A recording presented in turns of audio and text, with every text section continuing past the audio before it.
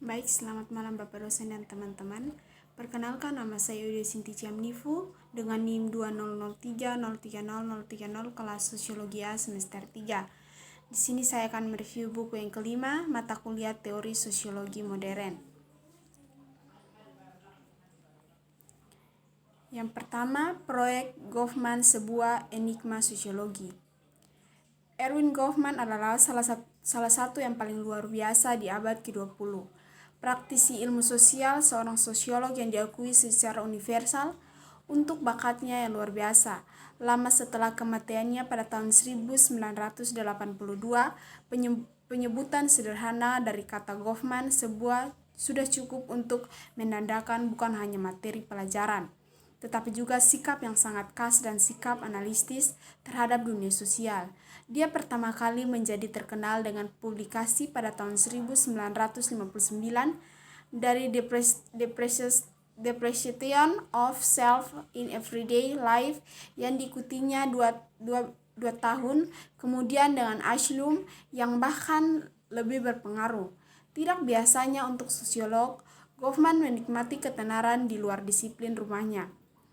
Itu ketenaran penasaran karena Goffman tidak tertarik karena banyak yang terkemuka sosiolog dalam pertanyaan besar tentang alam dan perkembangan dari masyarakat modern.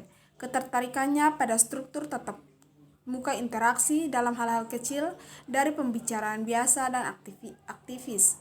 Sosiologinya secara teoritis tidak ambisius.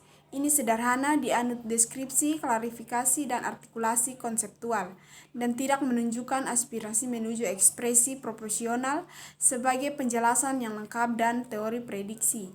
Goffman juga tidak mengembangkan aliran pemikiran atau pendekatan metodologis baru untuk studi kehidupan sosial. Sebaliknya, miliknya kepentingan terbatas pada masalah yang cukup sempit dengan apa yang disebut urutan interaksi dan implikasinya bagi dirinya sendiri.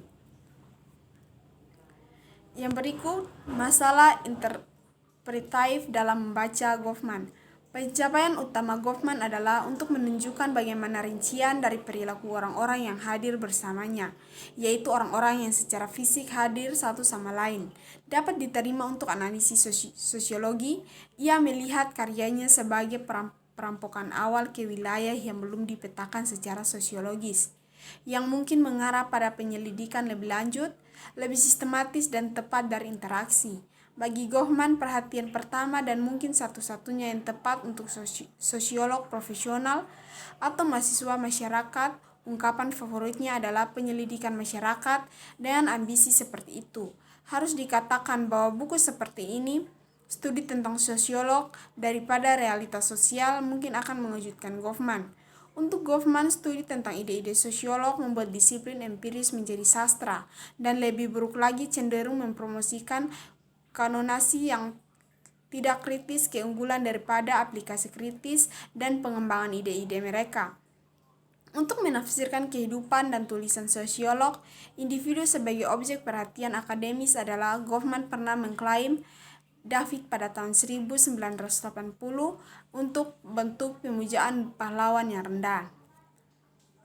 Yang berikut, keteratan interaksi tatap muka. Perkembangan bidang baru sosiologi tetap menjadi milik Goffman. Proyek terpenting dan terkenal menyatakan bahwa minat utama saya adalah untuk berkembang. Studi tentang interaksi tatap muka sebagai interaksi yang dibatasi. Secara alami, analitis di bidang yang koheren, sub bidang sosiolog pada tahun 1969, dalam apa yang ia tahu akan menjadi kata terakhirnya tentang masalah ini. Urutan interaksi pada tahun 1983, pidato presiden yang diterbitkan secara anumerta kepada Amerika Sosiologi, Goffman mencatat bahwa interaksi tatap muka adalah dominan dari kehidupan sosial yang dicirikan oleh kehadiran bersama. Kapanpun kita hadir sebelumnya orang lain atau berada di kehadiran, respon mereka menyampaikan sesuatu kepada mereka dari kita sendiri melalui isi pembicara kita atau ekspresi yang diberikan, dan melalui cara bicara kami, melalui postur tubuh kami, pandangan kami, dan penampilan kami, disposisi sebagainya atau ekspresi yang diberikan atau memancar. Sebagai Gottman menunjukkan setiap orang dewasa yang wajar berhasil luar biasa diproduksi. Ekspresi-ekspresi ini dan dalam mengekspresikan signifikannya dalam kehadiran orang lain tidak ada waktu luang, tidak ada jalan keluar dari implikasi. Ekspresivitas seseorang bahkan keheningan total dan imbolitas menyampaikan sesuatu kepada orang lain tentang orang tersebut. Yang berikut, asal dan munculnya Bloodshot. Bayangkan ini adalah malam awal musim semi yang berangin pada tahun 1950 di Bloodshot, sebuah desa yang paling utara dari Kepulauan Shetland kecil dari Kanada yang berusia 27 tahun yang kekar telah berjalan beberapa ratus meter melintasi lapangan basah dari satu-satunya hotel di pulau itu di mana ia telah membantu di dapur ke lantai yang kecil pondok yang baru saja dibelinya dari Wally Pritz, seorang crofter lokal. Mary juga bekerja di hotel. Mary, Wally, dan banyak lainnya penduduk desa bergaul dengan baik dan siswa yang tiba di kapal di Lerwick pada Desember sebelumnya. Ketika salju musim dingin pertama turun di udara, namun mereka bingung tentang apa yang dilakukan di sini. Dia tinggal lebih lama dari pengunjung yang datang ke Bridgewater atau Fitz yang sekedar penasaran dengan lokasi desa yang terpencil. Beberapa orang yang sekadar penasaran dengan lokasi desa yang terpencil, orang lain mendengarnya mengatakan bahwa dia adalah seorang antropolog. Bahkan penduduk desa memanggilnya Irving ke wajahnya dan Goffman, atau bukan Mr. Goffman sebagaimana mestinya di belakang punggungnya. Yang berikut, tesis master atau metode meninggalkan.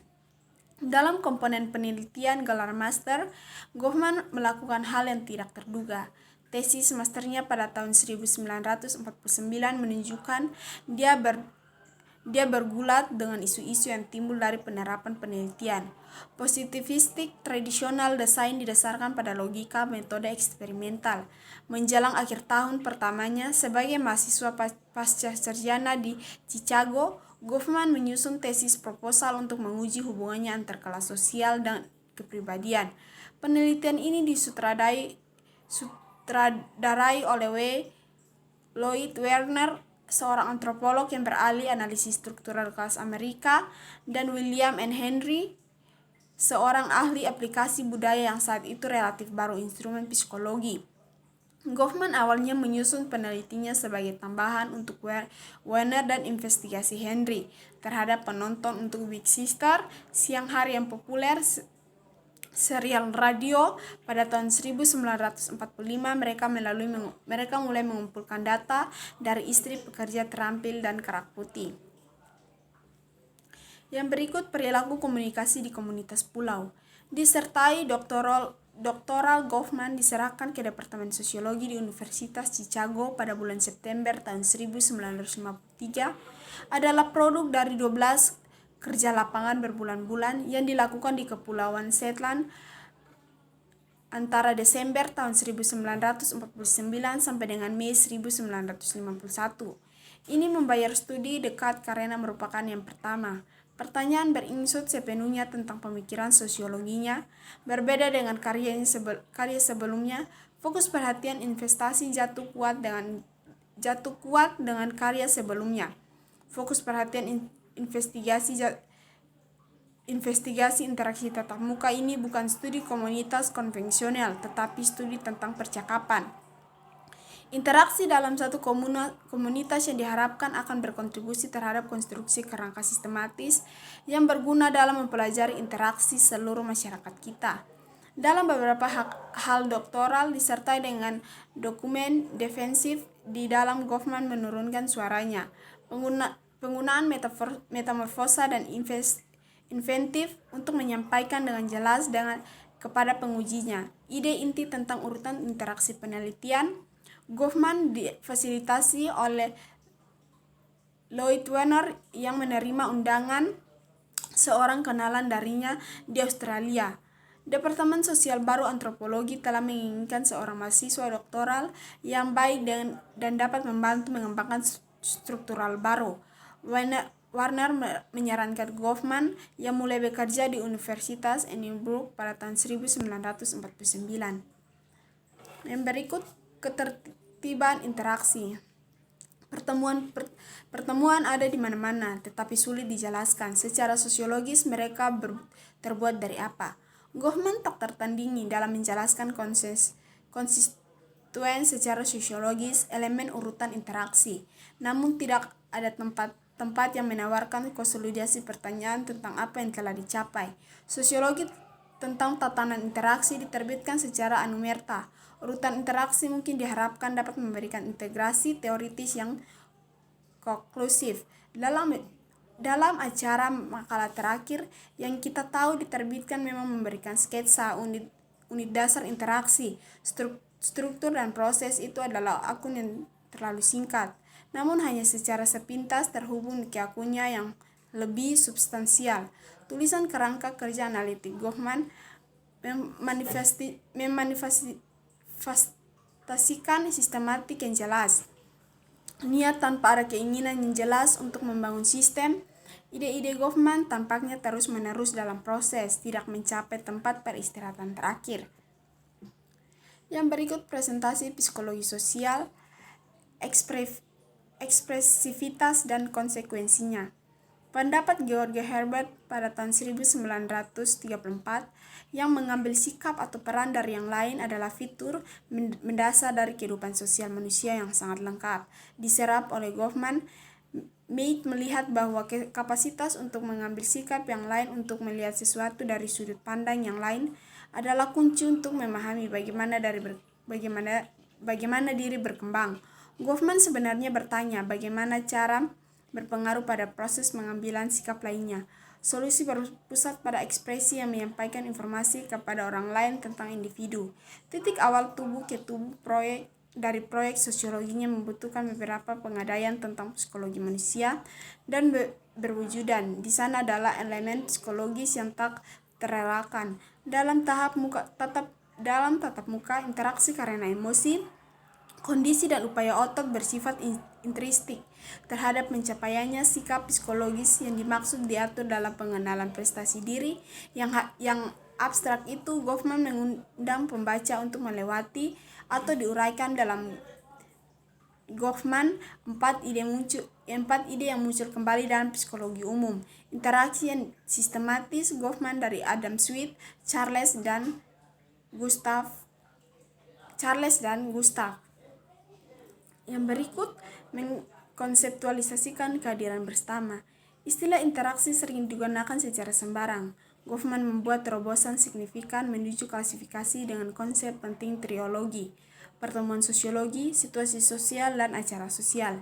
Ini konsep mengidentifikasi dimensi yang berbeda dari yang lain. Mereka menyediakan kandang inti konseptual untuk proyek sosiologis yang masih sangat konsisten, tidak linear atau kumulatif. Sebuah pertemuan sosial adalah ketika dua orang atau lebih menemukan diri mereka, salah satu kehadiran langsung dari orang lain. Goffman mencanangkan istilah situasi sosial untuk merujuk pada lingkungan spesial dari kemungkinan pemantauan bersama. Tersedia untuk orang-orang yang hadir bersama dalam suatu pertemuan. Situasi sosial muncul ketika dua orang atau lebih menemukan diri mereka dalam kehadiran fisik satu sama lain, sehingga memungkinkan saling memantau satu sama lain. Itu berakhir ketika peserta terakhir pergi, dan konsep situasi sosial menarik perhatian pada pembentukan perilaku dengan fakta kehadiran bersama. Yang berikut pengalaman membingkai. Analisis bingkai pada tahun 1974 menempati posisi unik dalam tulisan-tulisan Goffman. 10 tahun dalam pembuatan buku ini luar biasa sebagai salah satu tempat di mana Goffman secara eksplisit menempatkan keprihatinannya. Saat ini sebelah para ahli teori seperti William James, Alfred dan William pada tahun 1576, halaman itu cukup sederhana yang terpajang dari 11 bukunya. Ini juga salah satu minoritas dari buku-bukunya yang ditulis sebagai monografi daripada sebagai kumpulan esai yang berdiri bebas atau esai yang saling terikat. Berbeda dengan judul buku Goffman Analisis bingkai menjanjikan metode penelitian, teknik untuk menganalisis data, mungkin analog dengan analisis atau analisis komponen. Apakah Goffman akhirnya akan memosok yang koheren? Metode investigasi yang dapat diajarkan dan diproduksi tentu saja dalam skala ambisi ruang lingkup buku itu terlihat seperti maklumnya Opnus, dan itu tidak diragukan lagi. Menandai jika bukan titik balik, maka tentu saja tahap yang penting dalam pengembangan proyek sosiologinya. Analisis frame yang berikut, analisis frame. Untuk alasan ini tidak mengherankan bahwa Goffman memilih untuk mencurahkan satu bab bingkai teater. Goffman mengakui bahwa bahasa teater telah menjadi sangat tertanam dalam sosiologi. Dari mana ini studi yang berasal, sementara Goffman tidak memberikan jawaban langsung untuk pertanyaan sebelumnya tentang ruang lingkup metafora dramaturgi. Dia melakukannya membahas dua hal yang berkaitan dengan pertanyaan-pertanyaan ini. Konsep kinerja yang berbeda antara aktivitas yang dipentaskan dan tidak dipentaskan. Definisi kinerja yang terbatas sekarang disajikan sebagai itu pengaturan yang mengubah individu menjadi pemain panggung, yaitu seorang yang dapat dilihat dan diteliti oleh audis tanpa pelanggaran yang dihasilkan. Yang berikut, bentuk-bentuk pembicara dan kondisi. Felicity. Ini adalah tanda pendekatan Katoliknya yang terhadap analisis interaksi yang Goffman berikan perhatian penuh untuk berbicara hanya dalam buku terakhirnya. Bentuk bicara untuk Goffman selalu hanya salah satu dari beberapa sosiolog aspek yang relevan dari interaksi. Terfokus ini adalah perilaku bersama yang mengajukan partisipan dalam dunia intersubjektif bersama. 5 bab buku ini ditulis selama 7 tahun. 3 pertama diterbitkan dalam jurnal akademik orientasi teoris, yang dominan adalah bingkai analitik. Meskipun seperti biasa adalah campuran yang berbeda dari prihatin analitik di setiap bab. Goffman menyarankan buku ini mengeksplorasi interaksi 3 tema luas. Yang pertama, proses ritualisasi atau momen penampilan dan suara vokal. Kita jadikan sebagai produk sampingan yang tidak disengaja dan berbicara mendengarkan dalam berbagai derajat, memperoleh peran komunikatif khusus alam, arus perilaku, dan disediakan sehubungan dengan menampilkan keselarasan dengan peristiwa terkini. Dan yang kedua, kerangka partisipasi. Ketika sebuah kata diucapkan, semua orang yang kebetulan berada dalam jangkauan persepsi acara akan memiliki semacam status partisipasi relatif. Dan yang ketiga, menanamkan kapasitas pembicara untuk menjadi orang lain yang kompleks dan mengacu pada diri sendiri, seperti dalam contoh, seingat saya pikir, saya mengatakan, saya pernah menjalani kehidupan seperti itu. Yang berikut, belajar dari yang luar biasa. Eksplorasi sosiologis dari tatanan interaksi selalu menjadi milik Goffman, perhatian sosiologi utama. Namun tulisan yang paling populer adalah bukunya tentang pasien jiwa, Stigma dan Gender, secara khusus Waka pada tahun 1961 dan Stigma pada tahun 1963 adalah buku-buku yang menonjolkan Goffman di luar sosiologi, dan mereka tetap menjadi sumber abadi humanistik dan pemahaman libertarian tentang proyek. Buku-buku ini bersama dengan iklan gender yang sering disalahpahami pada tahun 1979 berkonsentrasi pada situasi orang-orang yang dipandang berbeda dengan kurang beruntung atau kompromikan dalam beberapa cara. Tidak ada istilah yang mudah untuk mencakup aspek ini. Karya Goffman tentu istilah penyimpangan tidak akan berhasil meskipun Suaka dan Stigma memberikan kontribusi besar pada teori pelabelan penyimpanan. Goffman tidak nyaman dan penggunaan istilah penyimpangan secara terbebas dari sosiologi dan lain-lain. Yang berikut, perdagangan, Underlife, dan Tinkering. Esai ketiga terpanjang dan paling rinci secara etnografis di Asylums dengan tepat diberi subjudul Studi tentang cara bermesraan di rumah sakit jiwa. Di dalam itu Goffman menggambarkan budaya narapidana dan kaya akan penyesuaian sekunder yang memungkinkan pasien gangguan jiwa untuk bertahan dalam kehidupan mereka sehari-hari. Esai dimulai dengan memperkenalkan tema analitis, utamanya sifat ikatan sosial. Individu terikat pada entitas sosial dengan kejiwaan. Beberapa di antaranya terikat pada etnis sosial dan kewajiban. Beberapa di antaranya adalah hangat atau keterikatan dengan yang lain, dingin atau komitmen. Untuk menganggap seseorang terikat oleh suatu kewajiban adalah untuk menyeratkan suatu tentang orang macam apa individu itu. Tetapi individu mungkin tidak memenuhi kewajiban ini untuk kepuasan semua orang. Goffman menulis, jika setiap ikatan menyeratkan konsepsi yang luas tentang orang tersebut terikat olehnya, kita harus terus bertanya, bagaimana individu menangani definisi ini dirinya sendiri, dan tampaknya dalam praktiknya individu tidak sepenuhnya merangkul atau menolak kewajiban, tetapi menahan diri dari sepenuhnya, merangkul semua implikasi diri dan afiliasinya memungkinkan beberapa darinya ketidakpuasan terlihat bahkan saat memenuhi kewajiban utamanya. Yang berikut suaka dalam perspektif. Suaka adalah karya Goffman yang paling banyak dikutip di bidang akademis dan profesional literatur. Pembicaranya yang luas berutang pada sesuatu pada cara analisisnya, berfungsi sebagai analog etnografi dari novel terkenal Ken Kesey, On Flower Over. Ken Kesey luar biasa untuk sebuah buku yang tidak mengajikan rekomendasi praktis untuk perubahan. Goffman diakhiri dengan mengakui bahwa ia tidak dapat menyarankan cara penanganan yang lebih baik. Orang yang disebut pasien mental itu berdampak besar pada kebijakan publik. Ide-ide yang disajikan di Asylum dipengaruhi oleh proses deinstitusionalisasi seorang sakit mental.